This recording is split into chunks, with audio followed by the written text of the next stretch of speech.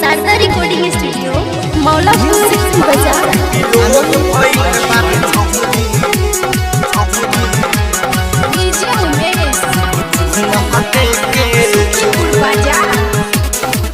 बिपिलो भइल बारे छौरी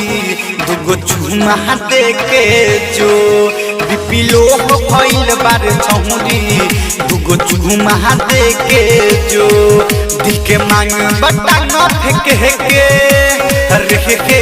महलो रहे दिल के मांग बटा न फेंके के जनी पोहते हमार के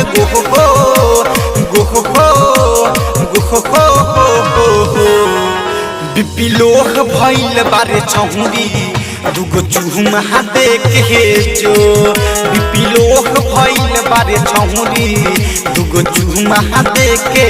जो चुमा देके जो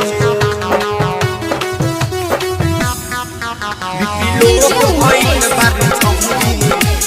सुखीपुर बाजार। चुमा देके जो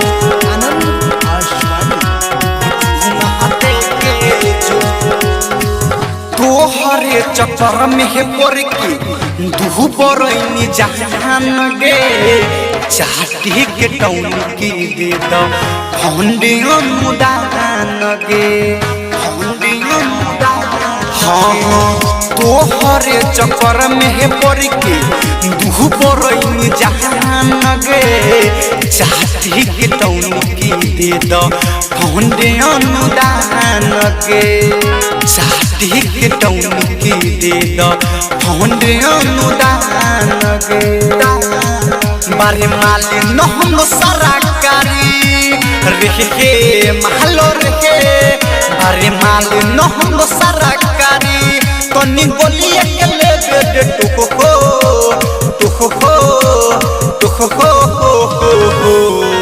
बिपिलो भइल बारे छौरी दुगो चुमा देके जो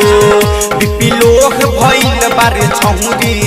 दुगो चुमा देके जो दुगो चुमा देके जो डीजे उमेश बिपिलो भइल बारे छौरी म्यूजिक बार आनंद आशवानी राइटर रहबी कंठ देह दे दाना दहन गे ताती जवानी होई मोहन टाना टहन गे मोहन टाना टहन। राइटर रहबी कंठ देह दे दाना दहन गे ताती जवानी होई मोहन टाना टहन गे ताती जवानी होई मोहन टाना टहन गे राम राजा के बतिया बतवनी रहे के महल सुकून राकेश उमेश के बतिया बतवनी कहल जाके इलाज करो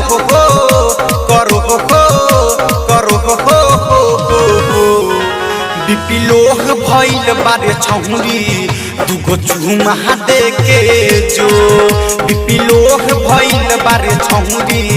दुगो चुमा देके जो शारदा रिकॉर्डिंग स्टूडियो मौलापुर